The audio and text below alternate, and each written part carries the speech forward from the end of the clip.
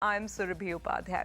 So before we start getting you all the opinion, let's tell you what the rates are looking like, and they're not looking very good because we're seeing pretty much red bleed across both sides of the Atlantic. Let's start with the picture on Wall Street, and there we can see cuts of 2 to almost 2.5% on the Nasdaq. It's quite evident there.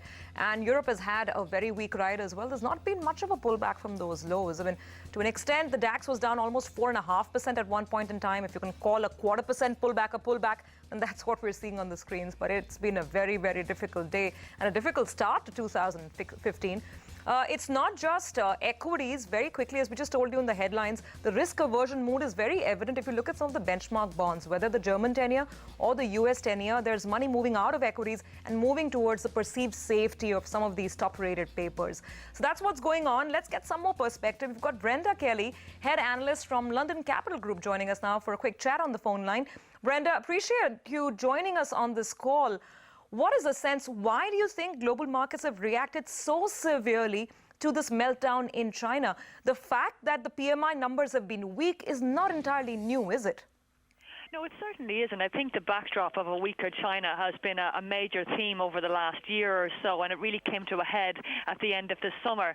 Ultimately, I think we are expecting to see slower growth from China, and of course manufacturing was always going to be problematic. But it's following on the idea that lower commodity prices are not necessarily just down to supply gluts, it's also down to perceived lack of demand from China, and this data today would tend to amplify that situation. What's interesting is that it has been across the board a very broad-based sell-off, and despite the fact that we saw the German preliminary CPI falling into negative territory for the month, we haven't managed to get a boost in European indices, because this would imply that tomorrow's flash number for CPI for the Eurozone is more than likely going to be weak and could very well present Mario Draghi with additional needs to stimulate the economy through additional quantitative easing or even deeper negative interest rates. But the market is very much in risk-off mode. And even the supposed risk premium we could have expected to see occur because of Saudi Arabia and Iran has not necessarily materialized. That is also very much hampering investor sentiment this morning too. Right. But what is your sense? If we continue to see this volatility in China, will we see such severe reactions continue in Europe? Because for a while, the market kind of put aside Chinese volatility and started taking it as part and parcel of life. And we thought there was some kind of a new normal setting in. But all that has been dashed today.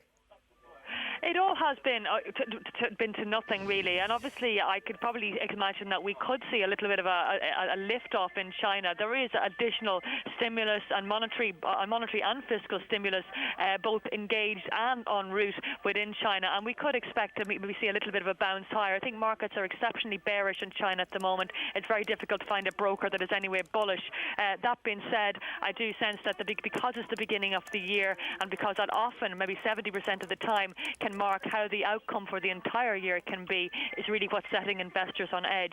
So it's not a great start to the year, and it's because of that that we're seeing the markets roll over so violently.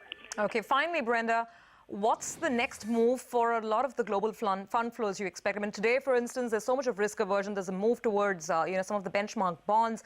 But what would you expect in terms of how money is going to shift over the next few days and weeks?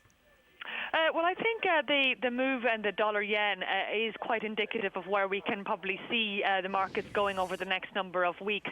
Certainly, I would imagine see the dollar-yen closer to the 118 level than the 120 level in the coming weeks, as this risk aversion could very, very much start to take hold.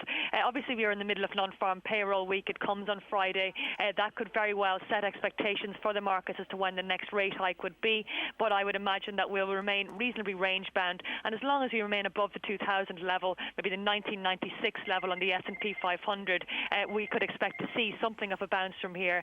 But for the time being, with commodities and of course the general malaise across the globe at the moment, we'll have to wait for some better data for that to happen. And of course, ISM manufacturing PMI from the US again failed to meet expectations, so that's not helping matters at all either.